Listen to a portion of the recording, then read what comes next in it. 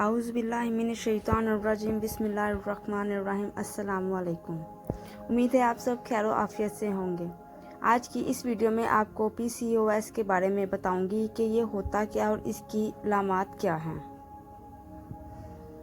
बेहतर और खालिस ग़िज़ा नामुयस्सर होने की वजह से ख़वातीन को इस बीमारी का सामना करना पड़ता है और आज की इस वीडियो में मैं आपको 1 महीने में इससे छुटकारा पाने का हल बताऊंगी। इसके लिए आपको मेरी वीडियो को एंड तक लाज़मी देखना होगा ताकि आपको भी पता चल सके कि ये क्या है और इससे छुटकारा कैसे पाया जा सकता है। आइए चलते हैं अपनी वीडियो की तरफ। PCOS होता क्या है? ये ख़वातीन की एक ऐसी तकलीफ़ का नाम है जो इनके खौफ से लिपटी हुई हैं। इसे PCOS का नाम इसलिए दिया गया है कि इससे ख़वातीन में औलाद पैदा ना करने की सलाहियत मुतासिर होती है। चेहरे पर बाल, माहवारी की बेकायदगी, मोटापा जैसे मसाइल का सामना करना पड़ता है और आम औरतों में ये बीमारी पाई जाती है। इस बीमारी में ख़वातीन की अंडेदानी में पानी मवाद बड़ी थैलियाँ बन जाती हैं जो कि अंडा बनने के अमल में रुकावट डालते हैं। इसकी वजूहात क्या हैं और ये बीमारी क्यों होती है? वैसे तो नित नए नज़रियात सामने आ रहे हैं, लेकिन हकीकत ये है कि अभी साइंस हितमी तौर पर इस नतीजे पर नहीं पहुंच सकी कि ये बीमारी क्यों होती है। लेकिन जिस हद तक हमें मालूम है हम आपको इस वीडियो में बताएंगे और इसके असबाब क्या हैं। ये दरअसल बहुत सारे ख़ानदानों में विरासत में भी मिलती है। इलामात: चेहरे पर गैर ज़रूरी बालों का आना, सीने का उबार कम होना, वज़न का बढ़ जाना, आवाज़ का मर्दानापन, माहवारी में बेकायदगी, मुसलसल थकावट, कमज़ोरी,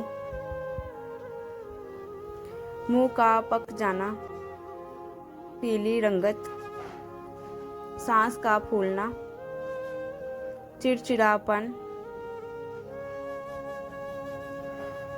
ये सारी इसकी अलामात हैं। आप कुछ तरह के टेस्ट करवा के इनकी तशख़ीस भी करवा सकते हैं। टेस्ट बराए तशख़ीस PCOS चंद टेस्ट हैं जो इस बीमारी की तशख़ीस के हवाले से किए जाते हैं। Estrogen level, FSH level, TFT vaginal US, pelvic laparoscopy, biopsy, ये इसके टेस्ट हैं।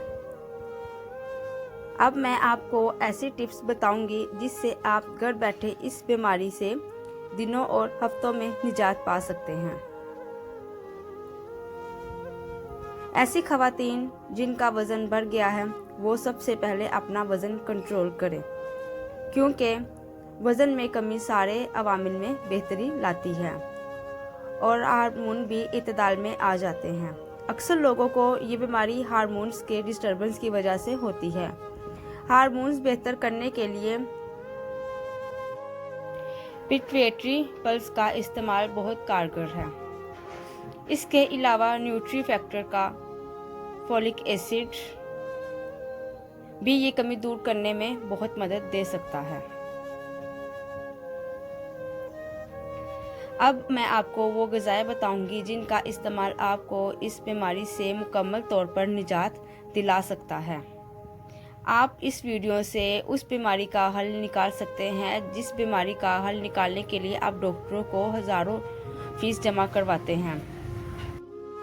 ताज़ा फल, सब्ज़ पत्तों वाली सब्जियां, मटर, फलियां, दालें, मशरूम्स, कलेजी, मछली, अंडे, जैतून का तेल, ड्राई फ्रूट्स और डेयरी प्रोडक्ट्स वगैरह। आप लोग अपनी ग़िज़ाओं में इन ग़िज़ाओं का इस्तेमाल कर ले, औरतों को कभी भी इस बीमारी का सामना नहीं करना पड़ेगा। और अब जानिए ऐसी वर्जिशें जो PCOS को ख़त्म करने में अहम किरदार अदा करती हैं। Yoga, daily walk and many more exercises.